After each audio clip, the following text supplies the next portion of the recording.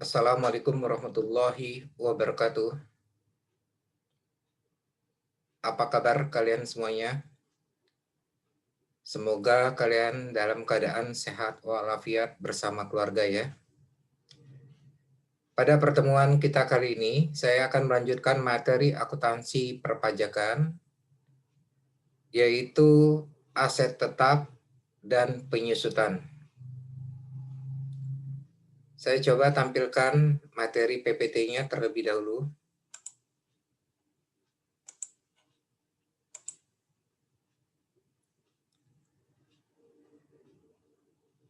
Baik, kita mulai. Kalian tolong perhatikan penjelasan saya dan buat ringkasan terhadap penjelasan saya atas materi aset tetap dan penyusutan. Aset tetap merupakan aset yang memiliki manfaat lebih dari 1 tahun, digunakan dalam kegiatan operasi perusahaan dalam menghasilkan pendapatan dan memberikan keuntungan finansial jangka panjang. Bagaimana pengertian dan ciri aset tetap? Itu kita dapat dari standar akuntansi PSAK nomor 16 tentang aset tetap.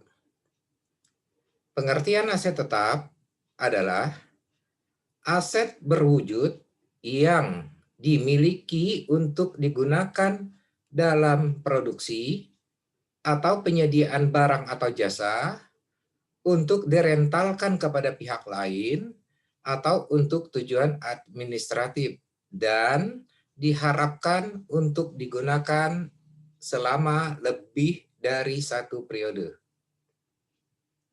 Secara umum, aset tetap adalah properti yang kita gunakan sendiri. Jadi ada dua pengertian properti. Ada properti yang digunakan sendiri, itu disebut dengan aset tetap, itu diatur oleh PSAK nomor 16. Tetapi ada properti yang memang ditujukan untuk memperoleh penghasilan. Ya. Jadi kita bedakan properti yang digunakan sendiri dengan properti yang digunakan untuk menghasilkan penghasilan. Nah, properti yang digunakan sendiri ini yang disebut aset tetap. Ciri aset tetap yang pertama berwujud atau intangible. Kemudian yang kedua digunakan dalam usaha dan bukan untuk dijual kembali. Ciri yang ketiga adalah jangka panjang dan nilainya disusutkan. Jadi ada 3 ciri aset tetap. Cara perolehan aset tetap. Ada beberapa cara dalam memperoleh aset tetap. Di antaranya, yang pertama adalah dengan cara pembelian, baik secara tunai maupun kredit. Kemudian perolehan melalui pembiayaan atau leasing. Aset yang dibangun sendiri, melalui pertukaran, atau diperoleh melalui donasi atau hibah. Itulah cara-cara perolehan aset tetap. Sekarang kita lanjutkan. Bagaimana pengakuan dan pengukuran awal aset tetap? Biaya perolehan aset tetap diakui sebagai aset jika dan hanya jika yang pertama ada manfaat ekonomis masa depan. Yang kedua, biaya perolehan dapat diukur secara handal. Jadi memahami maksud dari keterangan ini, biaya perolehan aset tetap diakui sebagai aset. Yang pertama, jika kita melihat bahwa aset tersebut memiliki manfaat ekonomis di masa depan. Maksudnya, aset itu digunakan dalam kegiatan usaha baik pada saat tahun perolehannya maupun di tahun yang akan datang dalam rangka menghasilkan penghasilan atau manfaat ekonomis. Kemudian yang kedua, biaya perolehan dapat diukur dengan andal. Jadi keterangan-keterangan yang terkait dengan biaya perolehan tersebut itu diketahui ya dan dapat digunakan dalam menentukan biaya perolehan aset tetap. Aset tetap diukur sebesar biaya perolehan dengan komponen sebagai berikut. Yang pertama adalah harga perolehan atau purchase price. Nah, pengertian harga perolehan di sini itu adalah harga beli termasuk biaya impor dan pajak pembelian yang tidak boleh dikreditkan setelah dikurangi diskon pembelian dan potongan lain. Jadi ini jika kita memperoleh aset tetap dengan cara membeli, maka harga perolehan aset tetap tersebut didapat dari harga beli ditambah biaya impor jika memang ada kita memperolehnya melalui impor dan pajak pembelian yang tidak boleh dikreditkan. Jadi contohnya misalnya PPN. Nah, pengakuan PPN sebagai pajak masukan itu tidak berlaku untuk pembelian semua barang. Ada barang-barang tertentu yang PPN-nya itu tidak dapat dicatat sebagai PPN masukan. Karena dia tidak dapat dicatat sebagai PPN masukan, maka dia harus kita kapitalisasi ke harga perolehan aset tetap.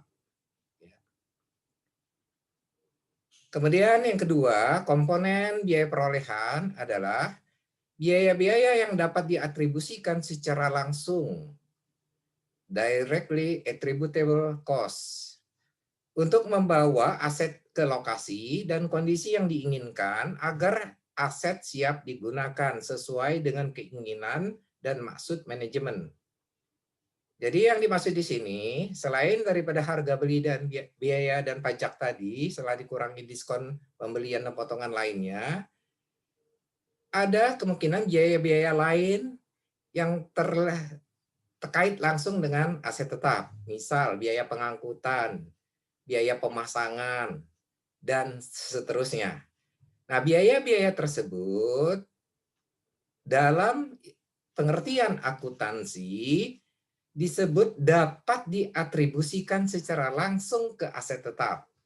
Maka biaya-biaya yang terkait langsung dengan perolehan aset tetap itu hingga aset tetap itu dapat digunakan, maka biaya-biaya tersebut menambah biaya perolehan aset tetap.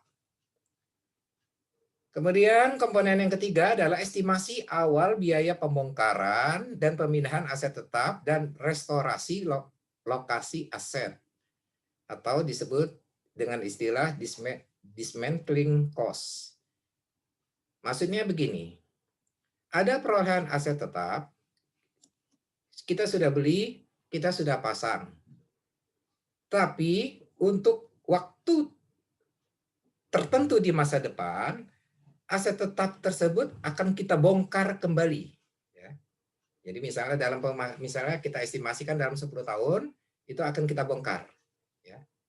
Nah, pembongkaran itu biaya pembongkaran tersebut yang nanti akan kita keluarkan 10 tahun kemudian, itu kita perhitungkan sebagai biaya perolehan aset tetap pada saat kita membeli, kemudian kita menghitungnya dengan menggunakan nilai sekarang atau present value.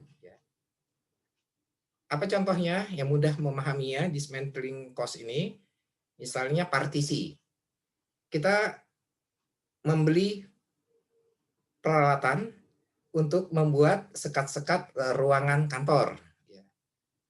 Nah, sekat-sekat ini pemakaiannya misalnya kita estimasi 5 tahun atau 10 tahun, setelah itu akan kita bongkar. Nah, biaya pembongkaran nantinya 10 tahun, 5 tahun atau 10 tahun lagi itu kita perhitungkan di depan dengan menggunakan perhitungan nilai sekarang atau present value. Dan itu kita masukkan sebagai komponen biaya perolehan aset tetap.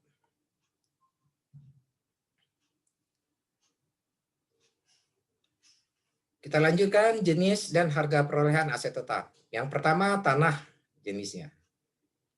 Harga perolehan tanah itu meliputi sebuah biaya terkait perolehan atau akuisisi, artinya memperolehnya, mengambil alihnya, dan penyiapan tanah sesuai dengan tujuan penggunaan. Di mana komponennya harga beli, ditambah dengan biaya pengurusan hak tanah, sertifikat, pajak, BPHTB, biaya notaris, dan lain-lain. Kemudian ditambah lagi komponennya adalah biaya untuk perataan tanah, penghancuran bangunan yang tidak diperlukan.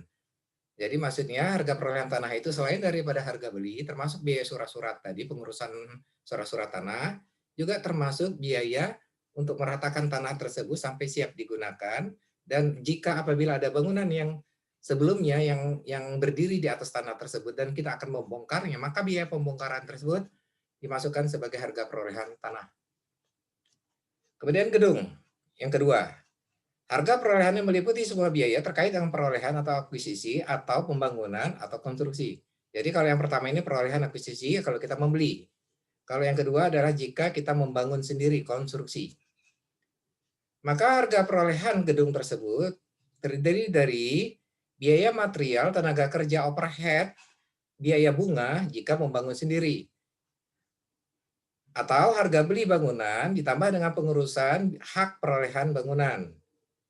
Kemudian termasuk juga fee profesional. Fee profesional ini maksudnya biaya notaris dan lain-lain, appraisal, bila mana ada. Kemudian termasuk juga izin pendirian bangunan, IMB. Ya. Jadi biaya-biaya yang kita keluarkan dalam rangka memperoleh gedung tersebut.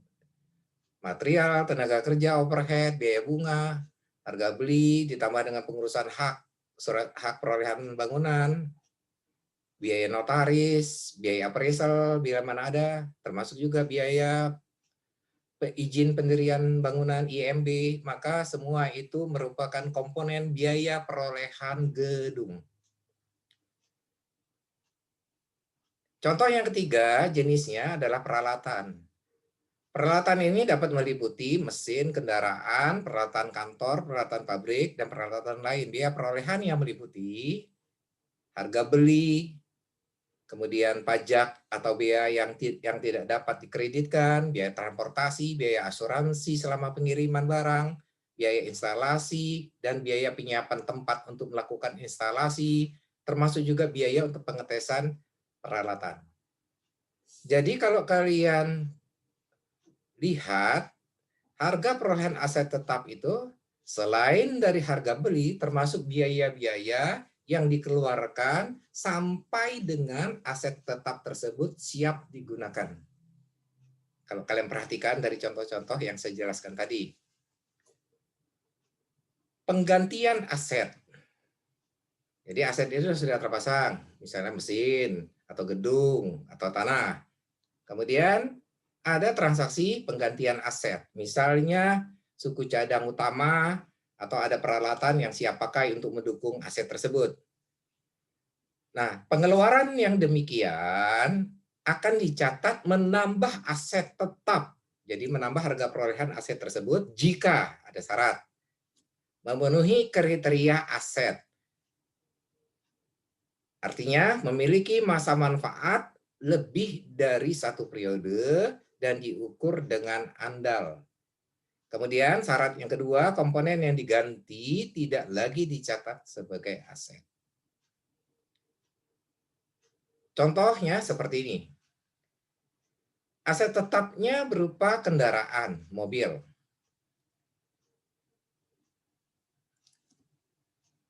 Kita akan menggantikan busi mobil. Penggantian busi ini tidak memenuhi kriteria aset tetap.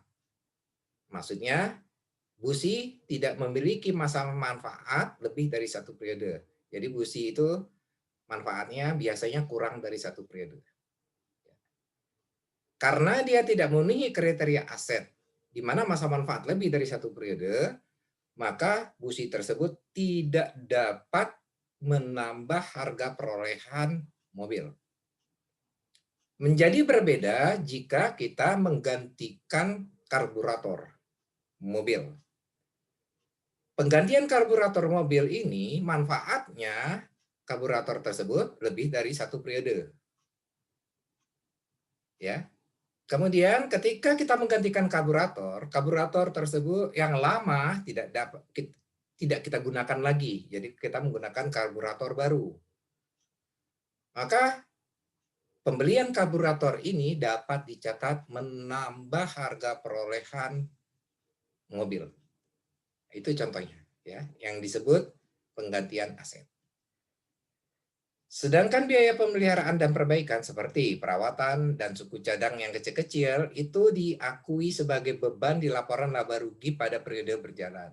Contohnya tadi, misalnya kita membeli busi untuk mobil. Nah, busi manfaatnya kurang dari 1 tahun.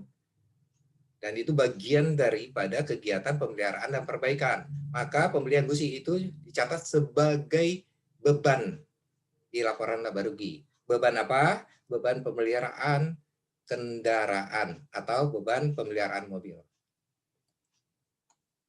Nah, sekarang kita lanjutkan bagaimana ketentuan pajak mengenai aset tetap. Kalau kita perhatikan definisi pajak, menurut ketentuan pajak, definisi pajak, pengertian aset tetap itu pada prinsipnya sama seperti pengertian yang disampaikan oleh standar akuntansi, di mana aset tetap adalah aset berwujud yang diperoleh dalam bentuk siap pakai atau yang diperoleh dalam bentuk siap pakai atau yang dibangun sendiri yang memenuhi kriteria sebagai berikut. Dimiliki dan dipergunakan dalam usaha atau yang dimiliki untuk mendapatkan, menagih, dan memelihara penghasilan dengan suatu masa manfaat lebih dari 1 tahun. Tidak dimaksudkan untuk dijual dalam kegiatan normal usaha. Jadi seperti yang kalian lihat, definisi pajak ini sama dengan kurang lebihnya seperti definisi akuntansi. Kemudian di ketentuan pasal 10 ayat 1 Undang-Undang PPH mengatur bahwa harga perolehan atau harga penjualan dalam hal terjadi jual beli harta, aset tetap maksudnya, yang tidak dipengaruhi hubungan istimewa adalah jumlah yang sesungguhnya dikeluarkan atau diterima. Jadi kalau ada transaksi perolehan aset tetap, maka harga perolehan menurut ketentuan pajak, jika dia tidak dipengaruhi oleh adanya hubungan istimewa antara penjual dan pembeli, maka harga perolehannya itu dicatat sebesar jumlah yang sesungguhnya dikeluarkan. Ya. Jadi sesuai dengan transaksinya. Sedangkan apabila terdapat hubungan istimewa, maka harga perolehan aset tetap tersebut dicatat sebesar jumlah yang seharusnya dikeluarkan atau diterima. Jadi kita bedakan harga perolehan antara pihak-pihak yang memiliki hubungan istimewa dan yang tidak memiliki hubungan istimewa. Jadi kalau yang tidak memiliki hubungan istimewa antara penjual dan pembeli, maka berapapun transaksi yang dibayar, itulah harga perolehan aset tetap. Tetapi bila mana ditemukan ada keterkaitan antara penjual dan pembeli itu, diindikasikan ada hubungan istimewa, maka transaksi tersebut, harga transaksi tersebut dilihat apakah harga wajar atau tidak. Apabila di harga wajar, artinya sama seperti harga aset tetap itu jika dijual ke pihak lain, berarti tidak ada pembetulan, tidak ada perbaikan terhadap harga jual tersebut oleh pajak. Tetapi bila mana ditemukan harga itu tidak wajar, artinya di bawah harga pasar, maka akan ditinjau kembali harga perolehan aset tetap tersebut mengikuti harga pasar. Itu maksudnya. Aset tetap terbagi atas 2 kelompok menurut ketentuan pajak. Yang pertama adalah aset yang tidak dapat disusutkan seperti tanah.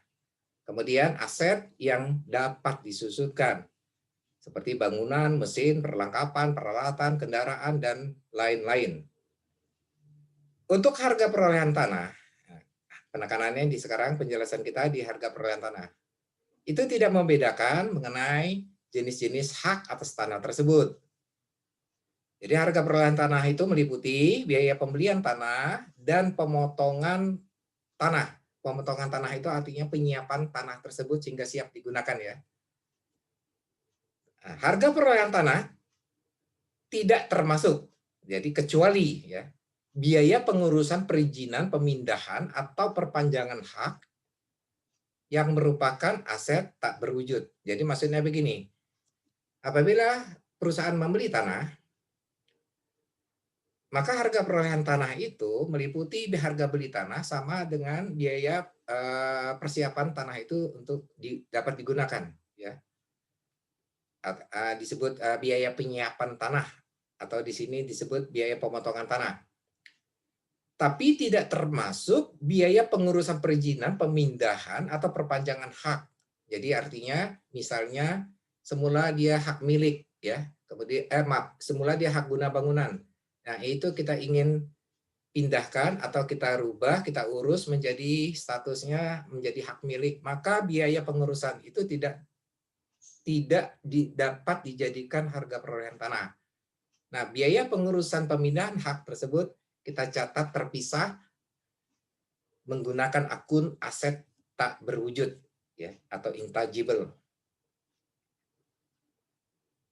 Apabila pembelian tanah itu tidak dapat dipisahkan dari biaya pengurusan perizinan hak, maka seluruh biaya tersebut dibukukan sebagai harga perolehan tanah. Nah, kecuali misalnya waktu kita beli tanah tersebut udah termasuk semua surat-suratnya. Jadi kalau dengan demikian kita nggak bisa pisahkan antara tanah dan surat. Maka jumlah yang kita bayarkan atas perolehan tanah tersebut kita catat sebagai harga perolehan tanah. Dalam hal ini sudah termasuk surat-suratnya. Nah, ini contoh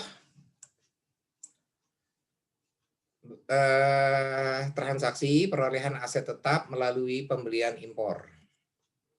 Coba kalian perhatikan di sini, ini adalah daftar biaya-biaya yang dikeluarkan dalam rangka perolehan mesin baru. Ada 12 komponen biaya yang kita keluarkan dalam rangka memperoleh mesin baru. Nah, jumlah biaya pengeluaran terkait dengan perolehan mesin baru ini totalnya adalah 7.385.000.000. Kalian bisa lihat di bawah di sini. Nah, dari biaya ini kita melakukan review mana jenis biaya yang dapat dijadikan harga perolehan, mana yang tidak dapat kita catat sebagai harga perolehan. Karena seperti tadi, komponen biaya perolehan itu sudah ditentukan menurut ketentuan akuntansi dan pajak. Kita mulai harga beli. Ini 5 miliar masuk ke, kita catat ke biaya perolehan aset tetap, yaitu mesin. Biaya jasa interior, ruang penggunaan mesin. Jadi artinya kita beli mesin, kita siapkan ruangannya, dan ruangan itu kita rancang, kita pasang interiornya sesuai dengan kebutuhan mesin tersebut, ya. Misal ada mesin yang memerlukan ruangan pakai AC, maka AC itu pemasangan AC tempatnya, perancangan tempatnya itu adalah biaya jasa interior. Itu juga dapat masuk ke dalam harga perolehan mesin. Biaya penyiapan lokasi pabrik juga sama. Mungkin butuh ruangan atau butuh lokasi yang cukup kuat. Bawahnya harus kita cor, kita pasang dengan besi yang cukup kuat sehingga mesin itu tidak bisa duduk dengan permanen ya di tempat yang kita tentukan. Nah, biaya penyiapannya itu bagian dari harga perolehan mesin. Biaya pengiriman mesin, misalnya kita menanggung biaya pengiriman dari penjual ke tempat kita, maka itu bagian dari harga perolehan mesin. PPN impor, misalnya kita beli dari impor ya. Jadi artinya kita beli mesin itu dari luar negeri, sehingga untuk memasukkan ke Indonesia harus membayar PPN impor. Nah, PPN impor itu tidak merupakan bagian perolehan mesin. Jadi kita catat terpisah, yaitu masuk ke kelompok kredit pajak. Karena PPN impor ini bisa menjadi pengurang terhadap pajak PPN keluaran. Kemudian berikutnya biaya masuk impor. Ini biaya masuk impor ini adalah biaya pungutan biaya yang terhadap transaksi impor barang masuk Indonesia. Maka biaya masuk impor itu kita catat sebagai bagian dari perolehan aset tetap, dalam hal ini mesin. Biaya promosi untuk produk baru itu tidak dapat dicatat sebagai biaya harga perolehan aset tetap. Ya. Biaya instalasi mesin dapat dicatat sebagai harga perolehan aset tetap. Biaya pengetasan awal dapat dicatat sebagai harga perolehan aset tetap. Biaya grand opening tidak dapat dicatat karena tidak ada hubungannya dengan perolehan mesin. Biaya tenaga kerja engineering dapat dicatat sebagai harga perolehan aset tetap. Ya, karena kalau tidak ada engineering, mesin tidak dapat digunakan.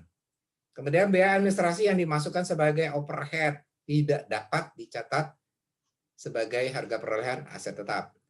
Nah, dari 12 komponen biaya pengeluaran ini, kita mendapatkan identifikasi mana yang dapat dicatat sebagai harga perolehan aset tetap, dalam hal ini mesin, mana yang tidak.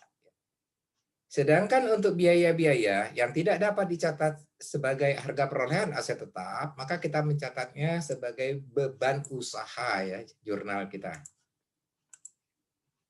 Oke, ya itulah cara kita mengidentifikasi ada beberapa pengeluaran dalam rangka memperoleh aset tetap.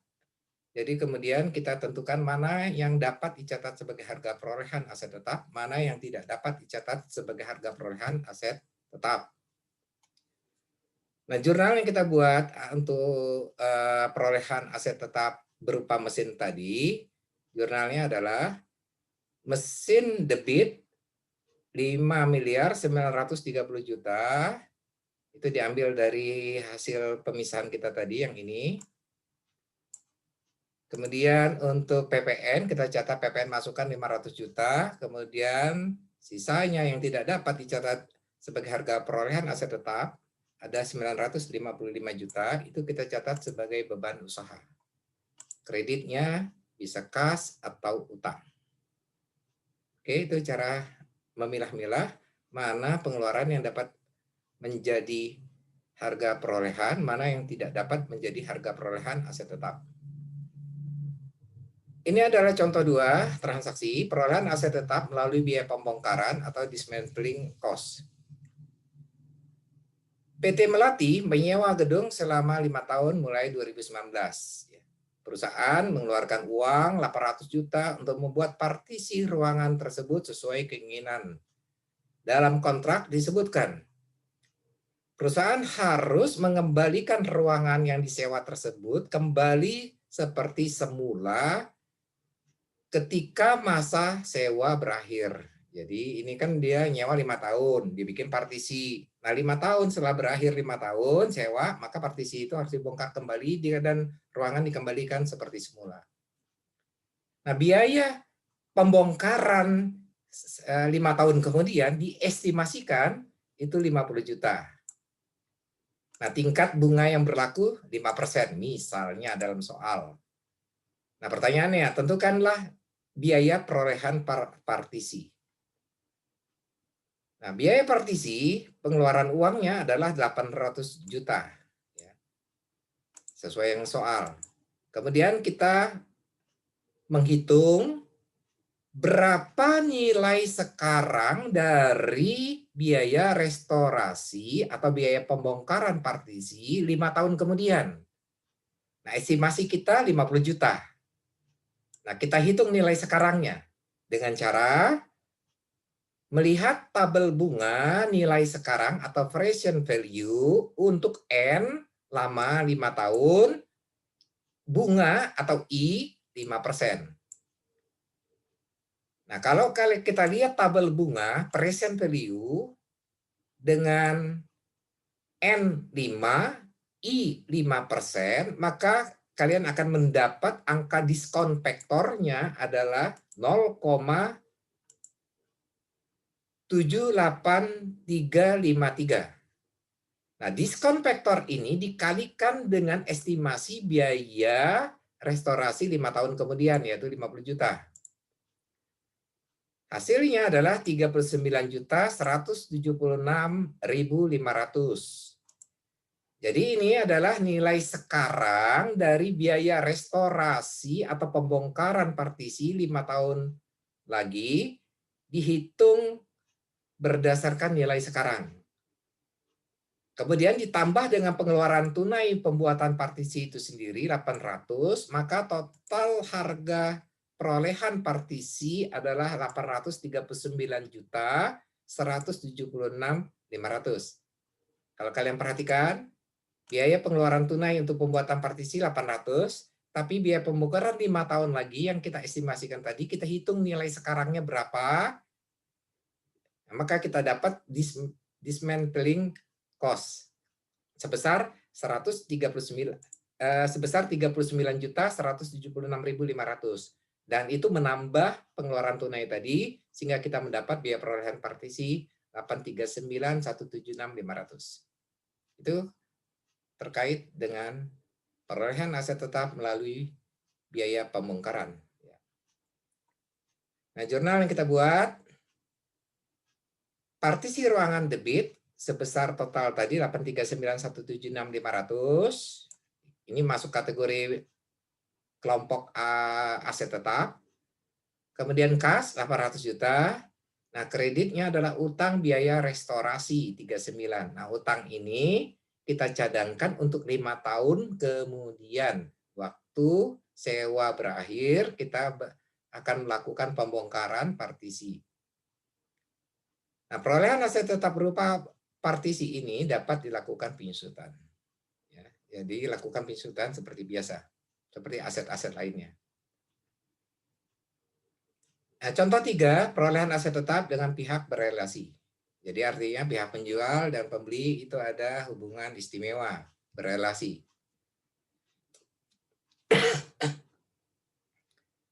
PT A menjual mesin ke PT B, harga 10 juta, tidak termasuk PPN. Harga pasar diketahui 12 juta, jadi harga transaksi lebih rendah daripada harga pasar. Ternyata diketahui PT A dan B ini memiliki hubungan istimewa, yaitu pemilikan saham 30%. Maka jurnal yang kita dilakukan menurut akuntansi adalah jurnal biasa, seperti kalian lihat di sini. Jadi kembali ya, ini adalah jurnal yang dibuat akuntansi. Jurnalnya adalah mesin debit sebesar harga transaksi 10 juta. Kemudian karena di sini disebut tidak termasuk PPN, maka kita catat PPN-nya 1 juta, 10% kali 10 juta dapat 1 juta, taruh di debit, kasnya 11 juta di kredit sesuai dengan transaksi. Ya. Ini jurnal menurut akuntansi. Nah, sekarang kita lihat aspek pajaknya.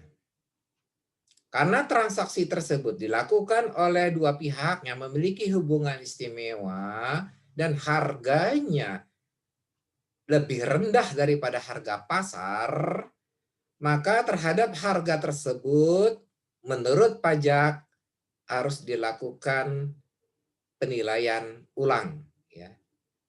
Jadi transaksi menurut pajak seharusnya sesuai dengan harga pasar menurut pajak. Nah, apakah kita harus merubah jurnal akuntansi ini? Tidak usah. Jurnal akuntansi tetap sesuai dengan transaksi yang terjadi. Cuma nanti pada saat akhir tahun kita akan melakukan koreksi sesuai dengan ketentuan perpajakan. Nah, koreksi yang kita lakukan yang pertama adalah menambah harga perolehan mesin sebesar 2 juta. Ya. Jadi kita menambah harga perolehan mesin sebesar 2 juta. Karena sebelumnya di jurnal kita catat menurut akuntansi 10 juta, sedang menurut pajak kan seharusnya 12 juta. Jadi menurut pajak seakan-akan ada kekurang catat 2 juta. Kemudian yang kedua, di akhir tahun kita melihat nanti menurut ketentuan pajak ada nilai PPN yang kurang dicatat sebesar 200.000. Yaitu berasal dari PPN semula yang kita catat menurut akuntansi adalah 1 juta. Menurut pajak, ini dasarnya harga transaksi adalah 10% dari 10 juta. Menurut pajak harusnya 12 juta. Jadi PPN-nya harusnya 10% kali 12 juta, yaitu 1.200.000. Karena menurut akuntansi sudah mencatat 1 juta, jadi masih ada kurang PPN dicatat sebesar 200.000 selisihnya. Ya. Jadi konsekuensinya harga perolehan mesin menurut pajak nanti untuk dasar penyusutan di akhir tahun adalah 12 juta, sedangkan PPN itu harus dibayar lagi sebesar 200.000, yaitu sebesar jumlah yang kurang menurut pajak. Nah, sekarang kita akan membahas perolehan aset tetap melalui pembiayaan atau leasing. Nah, terkait perolehan aset tetap melalui pembiayaan atau leasing itu diatur PSAK 73. Dan ini PSAK yang baru berlaku ya, mulai tahun 2021. Ya, pengganti dari PSAK nomor 30 yang berlaku sebelumnya. Jadi saya ulangi, ini PSAK 73 ini mulai berlaku tahun 2021. Nah, kita lihat definisi sewa guna usaha atau leasing. Adalah kegiatan pembiayaan dalam bentuk penyediaan barang modal baik secara sewa guna usaha dengan hak opsi atau finance lease maupun sewa guna usaha tanpa hak opsi atau operating lease. Untuk digunakan lease ini maksudnya penyewa selama jangka waktu tertentu berdasarkan pembayaran secara berkala. Nah, bagaimana perlakuan akuntansi terhadap sewa guna usaha atau leasing? Menurut ketentuan PSAK 73, leasing dalam hal ini penyewa diwajibkan untuk mencatat seluruh sewa, baik sewa dengan hak opsi atau finance lease maupun sewa tanpa hak opsi operating lease itu dicatat sebagai finance lease di laporan posisi keuangan atau neraca dan melakukan amortisasi secara periodik. Jadi di PSAK 73 ini tidak lagi dibedakan antara finance lease dan operating lease. Jadi tidak ada pembedaan. Kalau di PSAK 30 dulu dibedakan menjadi dua, yaitu finance lease dan operating lease. Finance lease artinya terkait dengan pengadaan yang di atas 1 tahun ya. Jadi perolehan aset tetap melalui leasing kan di atas 1 tahun. Sedangkan yang operating lease ini biasanya yang kurang dari setahun. Biasanya kita catat sebagai biaya. Nah, di PSAK sebelumnya nomor 30 dibedakan dua ya. Model pencatatan di pembiayaan atau leasing. Tapi kalau di PSAK 73 itu tidak ada lagi. Itu dicabut. Jadi baik itu sewa yang finance lease maupun operating lease dua-duanya dicatat sebagai finance lease dan harus disajikan di neraca ya. Dan harus dilakukan amortisasi. Ya. Jadi seluruh sewa baik finance lease maupun operating lease menurut PSAK 73 dicatat tunggal yaitu sebagai finance lease. Dikecualikan dari PSAK 73 adalah untuk sewa masa jangka pendek atau untuk aset yang bernilai risiko rendah. Ini perkecualian ya, misalnya ada sewa sebulan, 2 bulan, itu dikecualikan dari PSAK 73. Jadi tidak perlu dicatat sebagai finance lease. Jadi langsung saja dicatat sebagai beban periode berjalan. Ya. Nah, perlakuan akuntansi untuk finance lease. Nah, ini kelanjutan dari PSAK 73 tadi. Yang pertama adalah transaksi sewa dicatat sebagai aset tetap dan kewajiban pada awal masa sewa sebesar nilai tunai dari seluruh pembayaran ditambah dengan nilai sisa atau hak opsi yang harus dibayar pada akhir masa sewa guna usaha. Jadi sewa itu meliputi pembayaran tunai ditambah dengan sisa ketika masa leasingnya berakhir ya.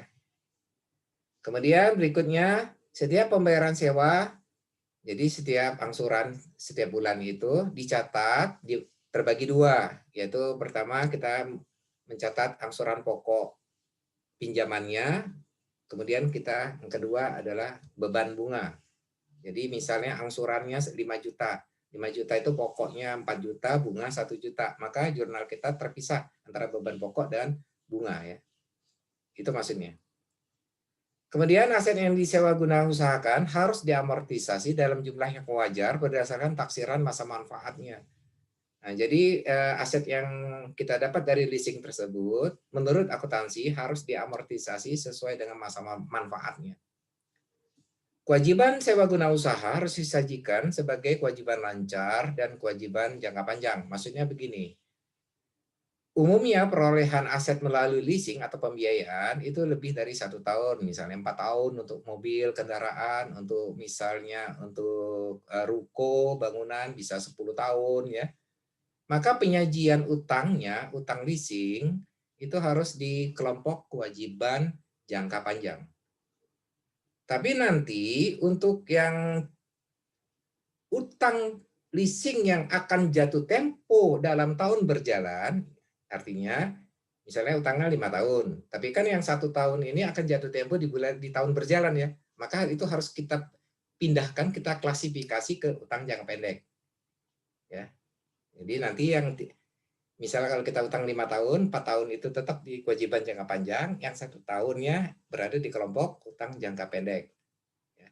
Kalau di tahun depan juga sama, jadi yang 3 tahun sisanya tetap di kelompok jangka panjang, yang 1 tahun kita pindahkan ke jangka pendek. Demikian seterusnya sampai lunas, sampai pembiayaan itu selesai.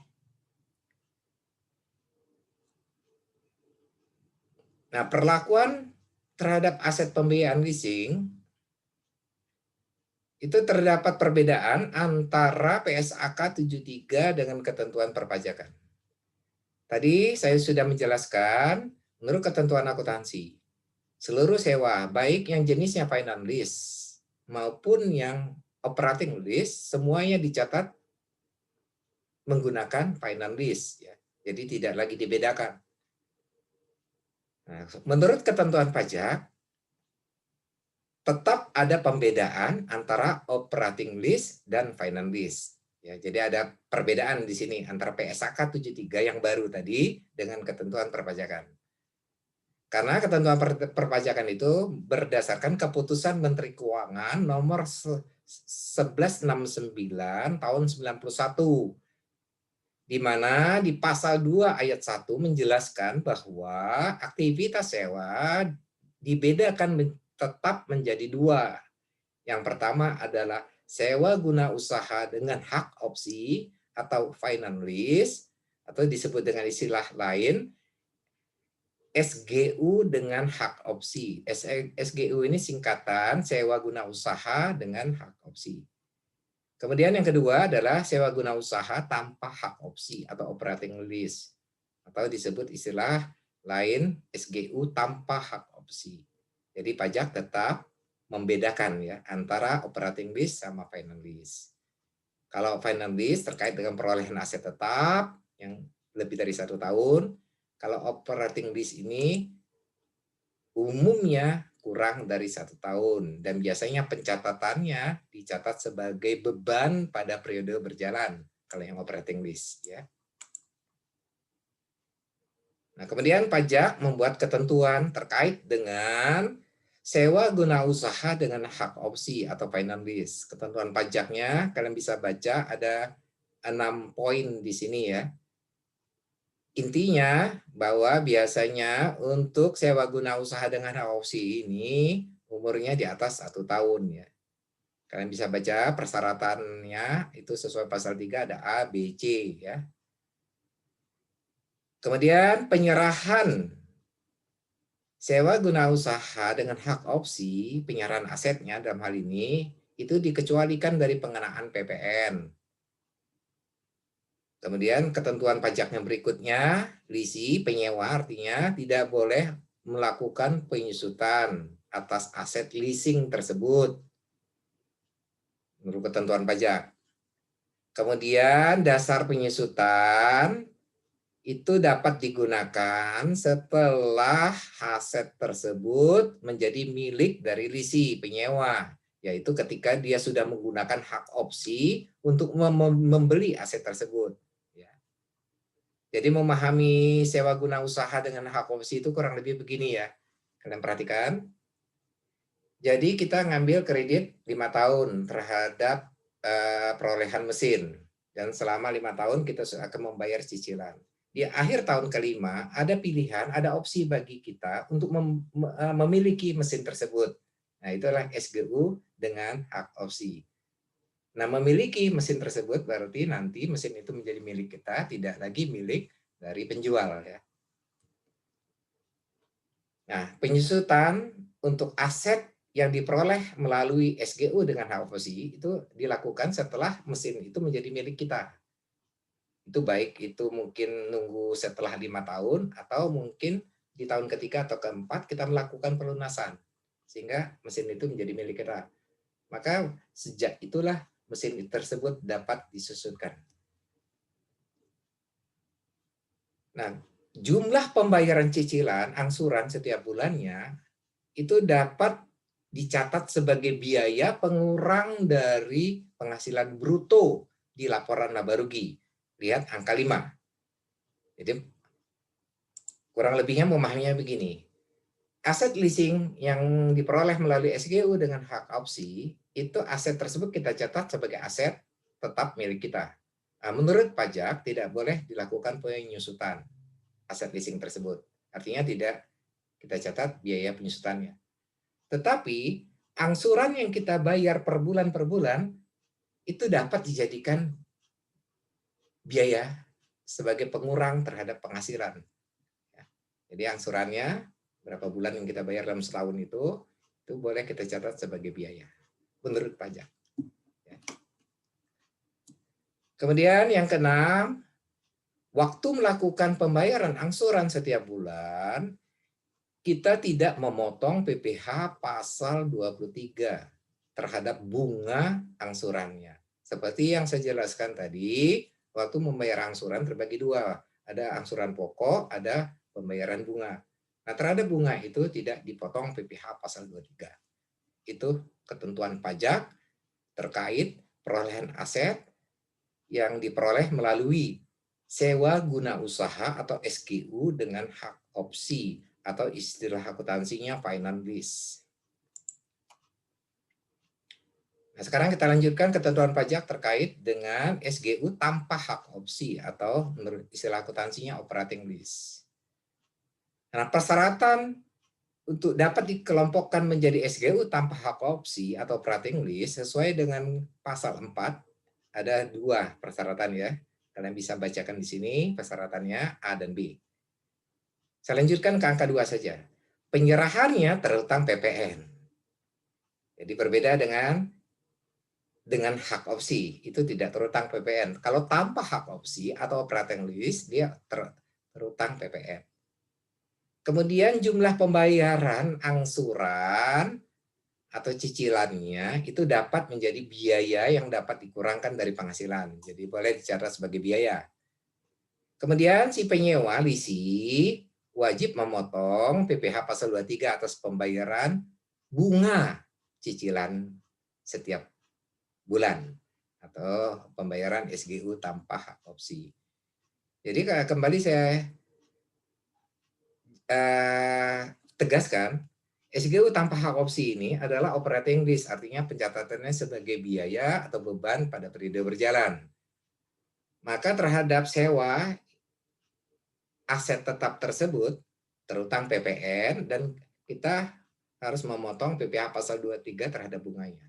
Apa contoh transaksi operating lease? Contohnya kita sewa ruko. Sewa ruko ini kita menyewa sekian tahun tanpa ada opsi kita dapat memiliki ruko itu setelah sekian tahun. Maka transaksi yang demikian disebut transaksi SGU tanpa hak opsi. Saya ulangi, kita menyewa ruko sekian tahun dan kita tidak ada opsi, tidak diberi pilihan oleh pemilik ruko itu supaya dapat memiliki ruko itu setelah sekian tahun tersebut. Maka transaksi sewa ini masuk jenis SGU tanpa hak opsi. Nah, pencatatannya sesuai dengan jenis operating lease. Artinya kita catat sebagai biaya sewa biasa. Jadi biaya sewa, debit, PPN masukkan. Karena sewa ada objek PPN. Maka tadi angka 2 penyerahan terutang PPN. Maka PPN-nya 10%. Jadi biaya sewa debit, PPN masukkan debit, kas kredit, utang PPh pasal 23 kredit.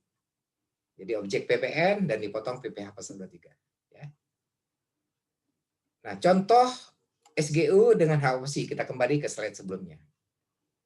Kita menyewa ruko, ya. Tapi ada opsi bagi kita di akhir masa sewa kita dalam periode tertentu, kita dapat memiliki ruko tersebut dengan harga tertentu. Nah, perjanjian sewa menyewa dengan ada opsi kita dapat memiliki ruko tersebut, itu disebut perjanjian sewa guna usaha dengan hak opsi atau finance lease. Nah, dua jenis transaksi ini menurut ketentuan akuntansi berbeda perlakuannya dan menurut pajak pun berbeda perlakuannya.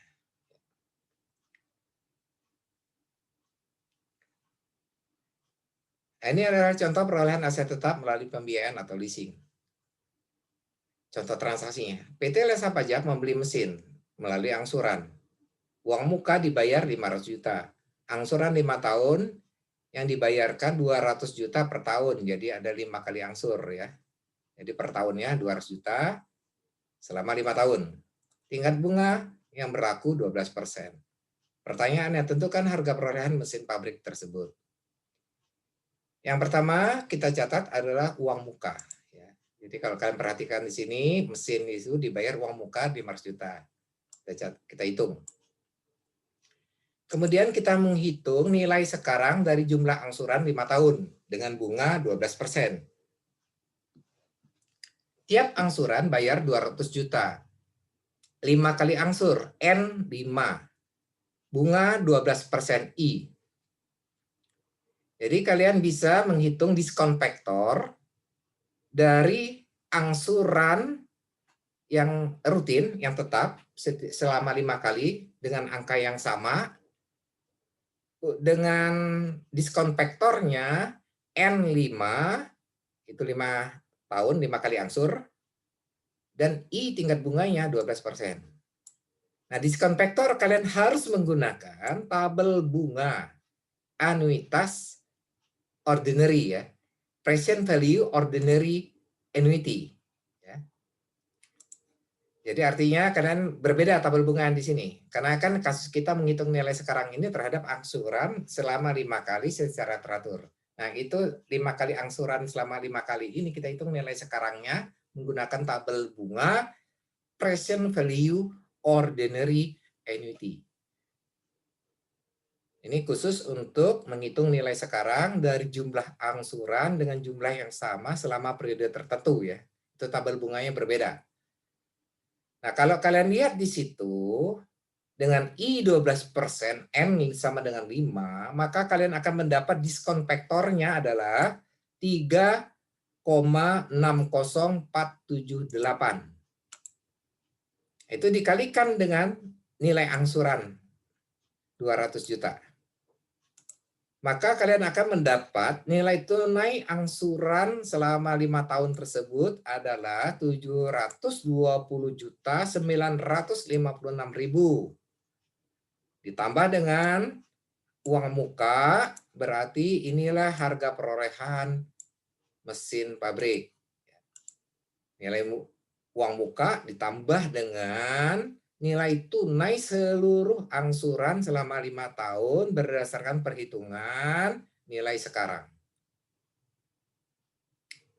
Maka jurnal yang kita buat adalah mesin aset tetap berarti ya, yang diperoleh dari leasing, dari pembiayaan, totalnya adalah dari hasil perhitungan tadi, yaitu 1.220.956.000. Kemudian kas di kredit sebesar uang muka. Nah, sisanya kita catat sebagai utang pembiayaan 720.956. Itulah jurnal perolehan aset tetap yang berasal dari pembiayaan atau leasing.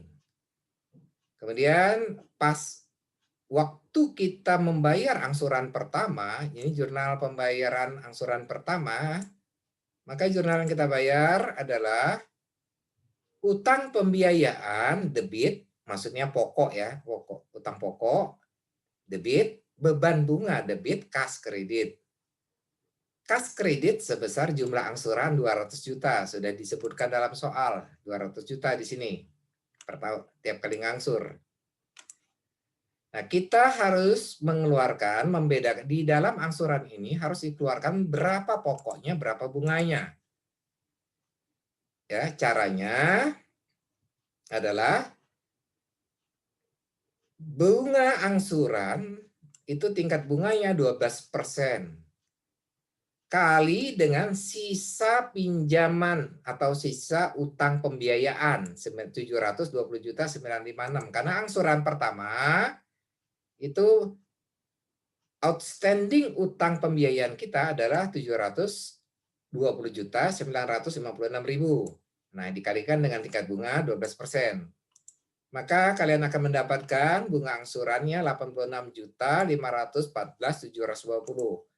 Dikurangi dengan jumlah angsuran, maka sisanya inilah merupakan pembayaran pokok angsuran, yaitu 113.485.280. Dengan demikian, kalian bisa membuat jurnal.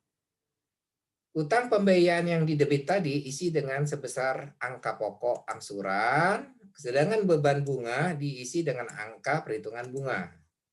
Sedangkan kas tetap sebesar jumlah angsuran yang dibayar, yaitu 200 juta.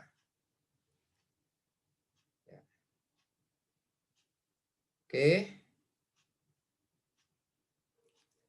Nah, sekarang coba kita analisis. Tadi jurnal yang tadi, jurnal perolehan dan pembayaran angsuran, saya ulangi lagi di sini. Ya. Nah, kita analisis dari ketentuan perpajakan. Yang pertama adalah perolehan aset tetap mesin leasing yang didebit ini. Perolehan mesin secara leasing ini termasuk jenis finance lease menurut ketentuan pajak ya, karena lebih dari 1 tahun ya. Karena mesin masuk kelompok barang modal golongan 2. Jadi menurut ketentuan pajak, mesin itu masuk ke kelompok barang modal golongan 2 dengan masa sewa guna usaha lebih dari 3 tahun. Ya. Tadi saya mengatakan kan, kalau finance lease itu di atas 1 tahun. Nanti pengelompokan golongan 1, golongan 2 ada ketentuannya. Tadi sudah dijelaskan ya. Yang ini. Ya. Nah, ini ketentuannya. Yang persyaratan tadi. Di sini disebutkan, ini adalah ketentuan terkait SGU dengan hak opsi atau finance lease. Jika masa SGU itu ditetapkan sekurang-kurangnya 2 tahun untuk barang modal, dia masuk ke golongan 1. Jika 3 tahun, masuk ke golongan 2 dan 3. Kalau 7 tahun, dia masuk ke golongan bangunan, ya, dan seterusnya. Ya. Jadi ini penentuan golongan menurut ketentuan pajak terhadap aset tetap yang kita peroleh melalui pembiayaan atau leasing. Kita kembali ke soal. Jadi dia masuk ke golongan 2 menurut ketentuan pajak mesin tersebut karena masa sewa guna usahanya lebih dari 3 tahun. Dan terhadap penyerahan mesin ini dari penjual ke pembeli itu tidak terutang PPN karena dia masuk ke kelompok SGU dengan hak opsi. Kemudian harga perolehan mesin ini tidak dapat disusutkan. Nah, ini menurut ketentuan pajak ya. Jadi ini 1.220.956 ini setiap akhir periode tidak perlu dibuatkan penyesuaian menurut ketentuan pajak. Kalau menurut akuntansi boleh. Kita catat beban penyusutan debit, akumulasi penyusutan kredit. Cuma nanti terhadap beban penyusutan yang jurnal akuntansi tadi akan dikoreksi pajak pada akhir periode saat penghitungan PPh terutang akhir tahun. Kemudian yang berikutnya kita analisis adalah utang pembiayaan. Pembayaran angsuran leasing yang ini, utang ini yang 113.348.5.280 ini kan menurut akuntansi kan dicatat debit utang pembiayaan. Menurut pajak, jumlah pembayaran utang ini dapat dicatat sebagai biaya. Nih, merupakan biaya yang dapat dikurangkan dari penghasilan. Jadi menurut akuntansi, jurnalnya adalah mengurangi utang pembiayaan di debit.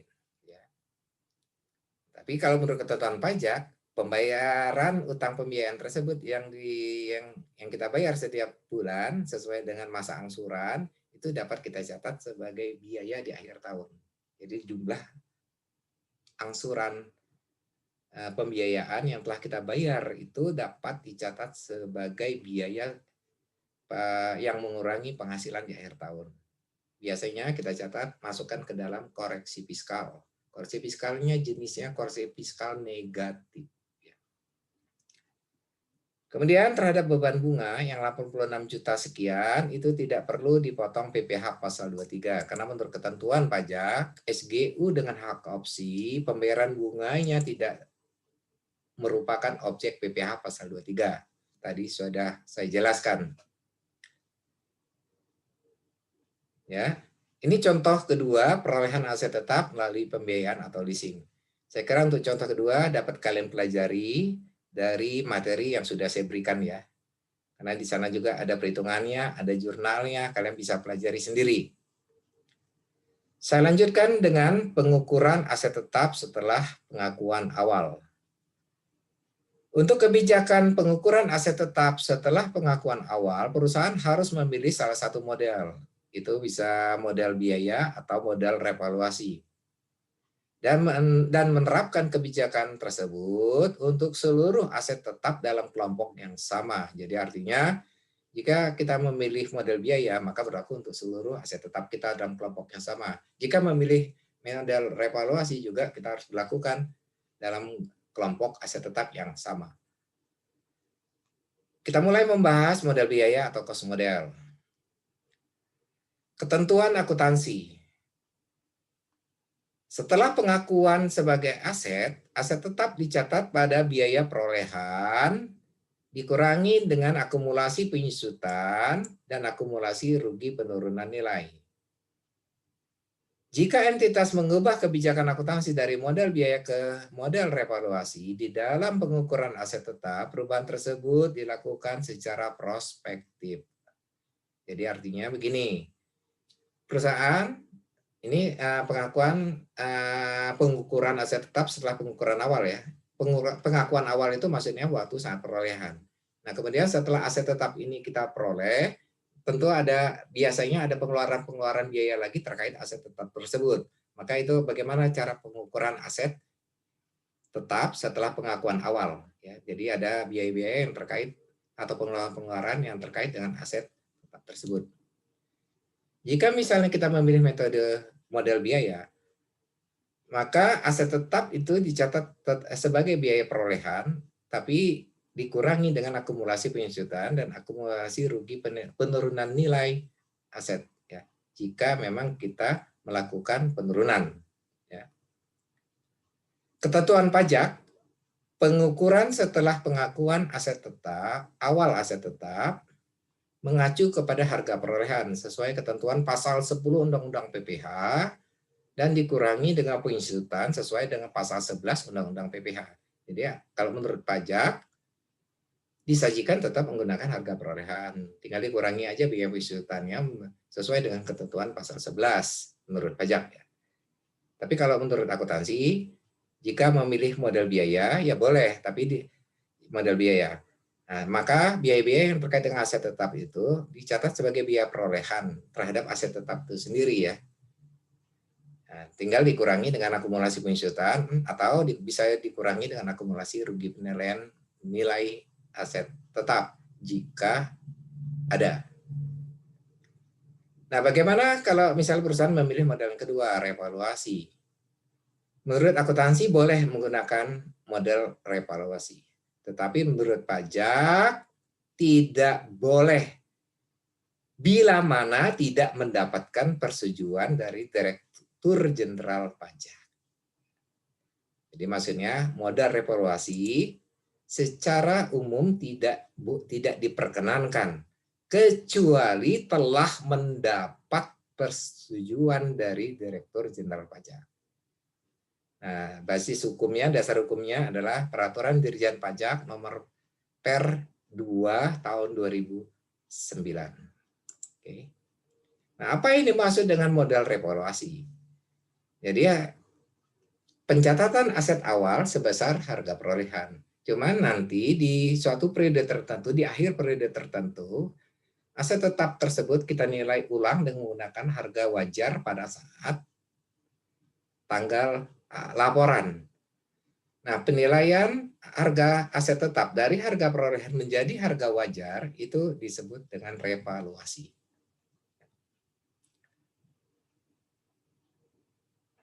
Kita lanjutkan membahas lebih rinci bagaimana ketentuan penilaian kembali aset tetap atau revaluasi yang sudah saya jelaskan secara singkat di slide sebelumnya. Revaluasi adalah penilaian kembali aset tetap perusahaan yang diakibatkan adanya kenaikan nilai aset tetap tersebut di pasaran atau karena rendahnya nilai aset tetap dalam laporan keuangan yang disebabkan oleh devaluasi atau sebab lain. Sehingga nilai aset tetap dalam laporan keuangan menjadi tidak wajar ya. Jadi kita tadi seperti yang saya jelaskan, ada aset tetap, kita sudah mencatat sebesar harga perolehan. Kemudian harga aset tetap tersebut mengalami kenaikan misalnya atau terjadi penurunan. Nah, sehingga yang cukup signifikan. Maka perubahan tersebut dapat kita lakukan melalui kegiatan revaluasi, penilaian kembali aset tetap. Nah, setelah dilakukan revaluasi, maka aset tetap dicatat sebesar jumlah revaluasiannya, yaitu nilai wajar pada saat tanggal revaluasi dikurangi akumulasi penyusutan dan akumulasi rugi penilaian aset yang terjadi setelah tanggal revaluasi. Jadi jumlah yang dicatat pada saat transaksi aset direvaluasi, artinya dinilai kembali, adalah dicatat sebesar nilai wajar dikurangi dengan akumulasi penyusutan, dikurangi akumulasi rugi penilaian nilai aset jika ada. Nah, bagaimana pengertian nilai wajar dan bagaimana tentang akumulasi penyusutan dapat kalian lihat penjelasan di bawahnya. Nilai wajar adalah nilai di mana suatu aset dapat dipertukarkan atau suatu kewajiban diselesaikan antara pihak yang memahami dan berkeinginan untuk melakukan transaksi wajar, arm's length transaction. Ya. Kemudian akumulasi penyusutan pada tanggal revaluasi diperlakukan dengan metode proporsional atau dengan metode eliminasi. Jadi dalam melakukan pencatatan harga perolehan setelah revaluasi, salah satu yang kita kurangi dari nilai wajar adalah akumulasi penyusutan. Nah, pengurangan akumulasi penyusutan ini itu ada dua metode, yaitu melalui metode proporsional dan atau metode eliminasi.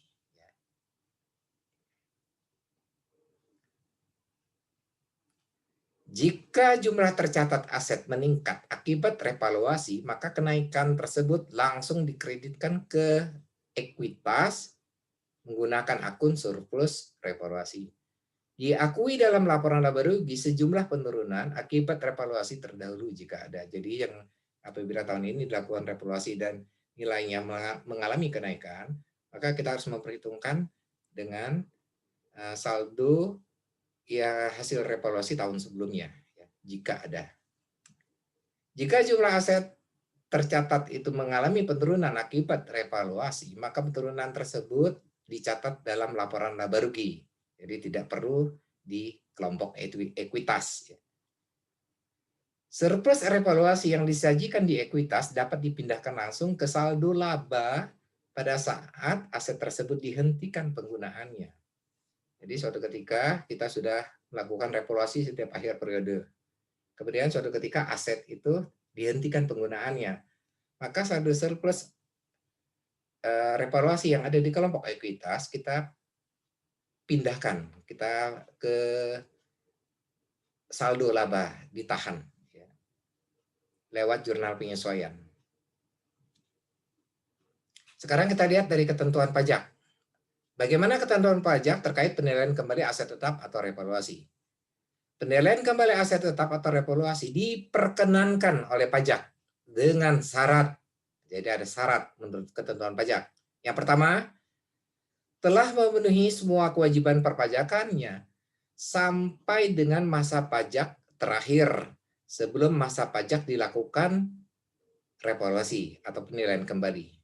Ini dasarnya Peraturan Menteri Keuangan Nomor 79 Tahun 2008. Kemudian syarat kedua telah mendapat persetujuan Direktur Jenderal Pajak.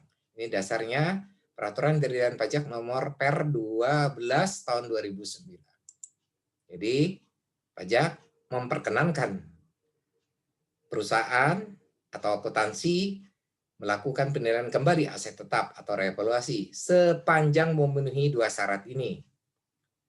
Penilaian kembali aset tetap dilakukan berdasarkan nilai pasar atau nilai wajar aset tetap yang berlaku pada saat penilaian kembali yang ditetapkan oleh perusahaan jasa penilai atau ahli penilai yang memperoleh izin dari pemerintah. Jadi yang dapat diterima oleh pajak itu adalah revaluasi yang dilakukan oleh pihak independen. Pihak independen di sini adalah perusahaan jasa penilai, appraisal, yang telah mendapat izin praktek dari pemerintah. Jadi revaluasi yang dilakukan di sini yang dimaksud adalah penilaian kembali aset tetap yang dilakukan oleh pihak independen yang memiliki izin dari pemerintah. Itu yang dimaksud oleh ketentuan perpajakan. Nah, kalau tidak memenuhi syarat ini, berarti revaluasi tidak diperkenankan. Dengan kata lain, nilai hasil revaluasi itu menjadi objek koreksi fiskal jika tidak memenuhi persyaratan. Atau selisih lebih penilaian kembali aset tetap di atas nilai sisa buku fiskal semula itu dikenakan pajak penghasilan final atau PPh final pasal 4 ayat 2, tarifnya 10%. Kemudian akun yang digunakan adalah selisih lebih penilaian kembali aset tetap perusahaan tanggal. Jadi agak panjang ya nama akunnya. Itu dimasukkan ke dalam kelompok ekuitas di neraca. Jadi saya ingin menegaskan kembali selisih lebih penilaian kembali aset tetap revaluasi. Jadi misalnya harga perolehan 100, kita nilai kembali 150, berarti ada kelebihan 50. Maka terhadap kelebihan 50 itu objek PPh final pasal 4 ayat 2 dengan tarif 10%. Ya, ini adalah ketentuan penyusutan untuk aset tetap hasil revaluasi. Yaitu sebagai berikut. Dasar penyusutan fiskal aset tetap yang telah memperoleh persetujuan penilaian kembali adalah nilai pada saat penilaian kembali. Ya. Jadi dasar penyusutannya adalah harga perolehan aset tetap setelah dilakukan revaluasi. Masa manfaat fiskal aset tetap yang telah dilakukan penilaian kembali disesuaikan kembali menjadi masa manfaat penuh untuk kelompok aset tetap tersebut. Jadi begini misalnya, aset ini sudah kita beli dan sudah kita lakukan penyusutan selama 3 tahun. Masa manfaatnya misalnya 8 tahun. Kita sudah lewati 3 tahun. Nah, setelah 3 tahun dilakukan revaluasi, penilaian kembali aset tetap. Nah, berarti kan sisa aset itu sebelum dilakukan revaluasi, masa penyusutannya sisanya kan 5 tahun ya, 8 dikurangi 3 yang sudah berlalu, 5 tahun. Ternyata setelah dilakukan revaluasi, aset tersebut menjadi lebih panjang, misalnya menjadi 7 tahun. Yang semula sisa 5 tahun, mendapat tambahan 2 tahun, sehingga menjadi 7 tahun. Maka masa penyusutan untuk terhadap aset hasil revaluasi tersebut adalah yang 7 tahun, terhitung dari tanggal revaluasi tersebut. Ya. Itu maksudnya. Perhitungan penyusutan dimulai sejak bulan dilakukannya revaluasi atau penilaian kembali aset tetap. Ketentuan ini didasarkan pada Peraturan Menteri Keuangan 79 tahun 2008. Ini adalah contoh transaksi revaluasi. Yang ini yang saya berikan pertama adalah yang penggunaan metode proporsional. Masih ingat penjelasan saya? Nilai yang dicatat saat terjadi revaluasi atau jurnal revaluasi itu adalah nilai wajar dikurangi dengan akumulasi penyusutan, dikurangi lagi dengan akumulasi penurunan nilai. Nah, untuk pengurangan akumulasi penyusutan, disebutkan secara teori ada dua pendekatan, menggunakan metode proporsional dan metode eliminasi. Masih ingat ya penjelasan slide yang sebelumnya? Nah, ini adalah contoh transaksi penggunaan metode proporsional. Peralatan senilai 2 juta. Diperoleh tanggal 1 Januari tahun 2020. Masa manfaat 5 tahun tanpa nilai sisa. Tanggal 31 Desember 2020, nilai wajar aset tersebut misalnya ditetapkan 2.400.000. Maka jurnal yang kita buat bagaimana? Ya, kita mulai dari jurnal perolehan dulu ya, tanggal 1 Januari 2020. Saat itu kita membeli peralatan, harga perolehannya 2 juta. Jurnal yang kita buat aset tetap debit, kas kredit 2 juta. Kemudian di akhir periode tahun 2020, 31 Desember, kita mencatat jurnal penyesuaian terhadap aset peralatan tersebut. Kita hitung penyusutannya. Harga perolehan 2 juta. Umur 5 tahun, berarti per tahun disusut 400.000. Karena peralatan tersebut sudah digunakan setahun, yang semula dibeli 1 Januari, sekarang kita buat penyesuaian 31 Desember ya, berarti sudah 1 tahun. Maka jurnal penyusutan yang kita buat, beban penyusutan debit 400.000, akumulasi penyusutan kredit 400.000. Oke. Saya kira ini jurnal transaksi biasa. Ini adalah jurnal pembelian aset, yang kedua jurnal penyesuaian untuk penyusutan.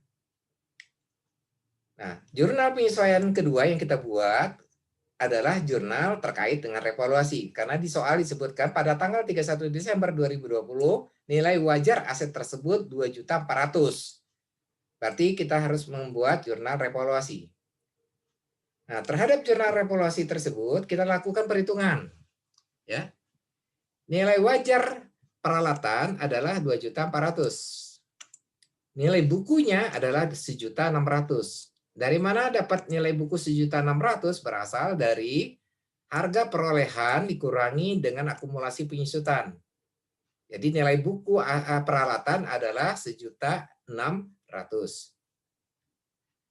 Nilai wajarnya 2.400.000. Nilai buku 1.600.000. Maka terjadi surplus revaluasi 800.000. Ya.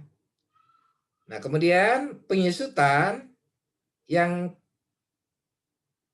sudah terjadi adalah 400.000. Kalian lihat di sini ya. Karena ini ada ketentuan kita menggunakan metode proporsional dalam mengurangi akumulasi penyusutan sesuai dengan teori yang tadi saya jelaskan di slide sebelumnya. Maka kita harus menghitung terhadap akumulasi penyusutan dengan menggunakan metode proporsional. Cara menghitungnya begini. Surplus 800.000 dibagi dengan jumlah akumulasi. Jadi surplus 800.000 dibagi dengan jumlah akumulasi 1,6. Kemudian dikalikan dengan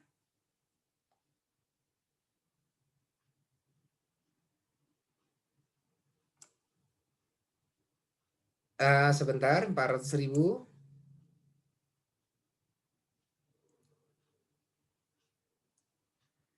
adalah akumulasi. Maaf, saya ulangi ya penjelasannya, ada yang salah tadi. Saya ulangi lagi. Jadi pengurangan tuh biaya akumulasi penyusutan terkait dengan penggunaan metode proporsional. Surplus revaluasi 800.000 dibagi dengan nilai buku peralatan yaitu 1.600.000 dikalikan dengan akumulasi penyusutannya 400.000. Saya ulangi, surplus revaluasi dibagi dengan nilai buku dikalikan dengan akumulasi. maka kita akan mendapat angka pengurangan akumulasi penyusutan adalah sebesar 200.000. Ya. Nah, jurnal yang kita buat adalah surplus revaluasi ditaruh di kredit, ya, 800.000 karena terjadi peningkatan terhadap aset tetap akibat revaluasi. Maka surplusnya kita taruh di debit 800.000. Kemudian akumulasi bertambah 200.000 di debit, maaf, di kredit yang berasal dari perhitungan proporsional akumulasi penyusutan yang barusan tadi saya jelaskan.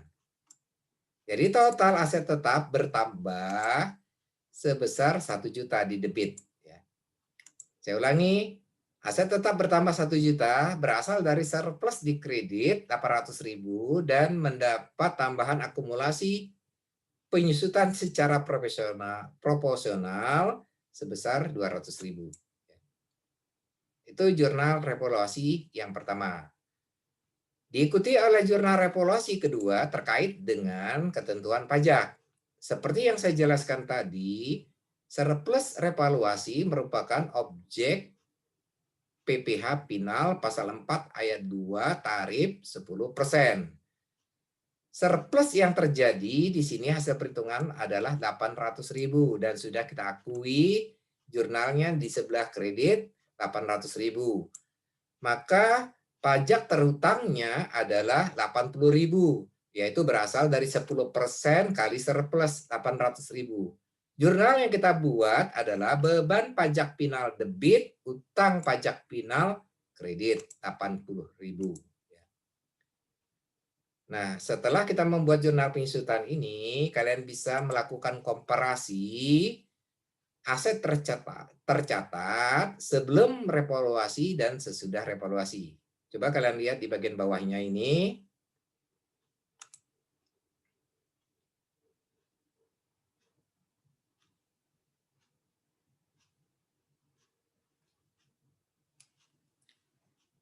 Aset tercatat sebelum revaluasi, harga perolehan adalah 2 juta dari jurnal sebelumnya ya. Yang ini. Kemudian akumulasi adalah 400.000. Jadi nilai buku adalah 1.600.000. Kemudian setelah dilakukan revaluasi, harga perolehan berubah menjadi 3 juta. Dari mana 3 juta ini? Hasil penilaian kembali. Harga wajar yang pertama adalah 2.400.000 ya. Setelah kita lakukan perhitungan, ternyata harga perolehan bertambah 1 juta. Ini jurnal revaluasinya 1 juta bertambah di debit aset tetap. Jadi enggak, nanti harga tercatatnya adalah 3 juta. Akumulasi penyusutan yang sebelumnya 400.000, kemudian dengan ada revaluasi mendapat proporsional tambahan sebesar 200.000. Ini jurnalnya. Maka akumulasi penyusutan berubah jumlahnya menjadi 600.000. Nilai buku setelah revaluasi adalah 2.400.000, yaitu 3 juta dikurangi 600. Coba kalian perhatikan, nilai buku setelah revaluasi 2.400.000, padahal sebelum revaluasi 1.600.000. Jadi ada penambahan nilai buku sebesar 800.000. 800.000 ini berasal dari surplus revaluasi yang ini. Yang ini, ya.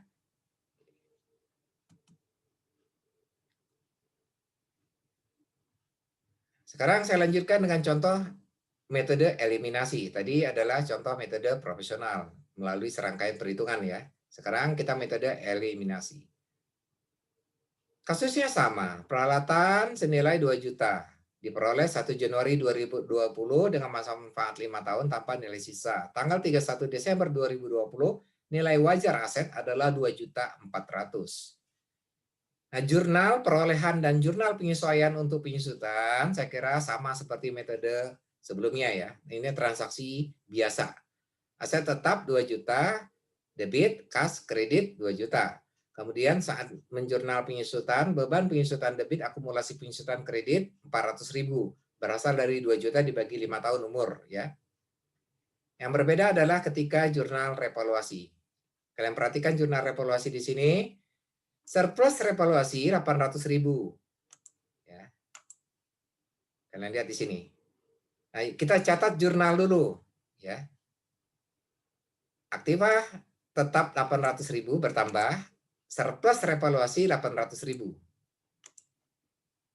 Nah, kemudian akumulasi pensiunan yang sebelumnya sudah tercatat 400.000 langsung dihapus saja. Ya. Dihapus dengan cara kita taruh di debit akumulasi pensiunan 400, kemudian kreditnya adalah aset tetap 400.000. Ya. Kemudian kita lanjutkan jurnal revaluasi yang kedua, yaitu pencatatan pajak terutang, yaitu 10% kali 800.000 surplus revaluasi. Jurnalnya beban pajak final debit 80.000, utang pajak final kredit 80.000. Nah, jadi kalau kalian perhatikan perbedaan antara metode profesional ini, profesional dengan metode eliminasi lebih sederhana ya, dengan cara seluruh akumulasi yang sudah dicatat ini dihapus melalui jurnal akumulasi penyusutan debit aset tetap kredit. Kalau di metode profesional kita harus melakukan serangkaian perhitungan terlebih dahulu akumulasi terhadap akumulasi penyusutan seperti yang dijelaskan di slide ini.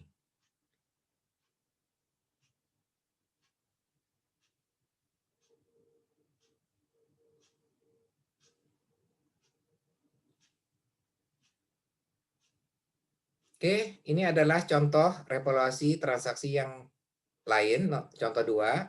Saya kira tidak saya jelaskan, kalian bisa baca dan pelajari soal dan bagaimana cara membuat jurnal revaluasinya. Oke.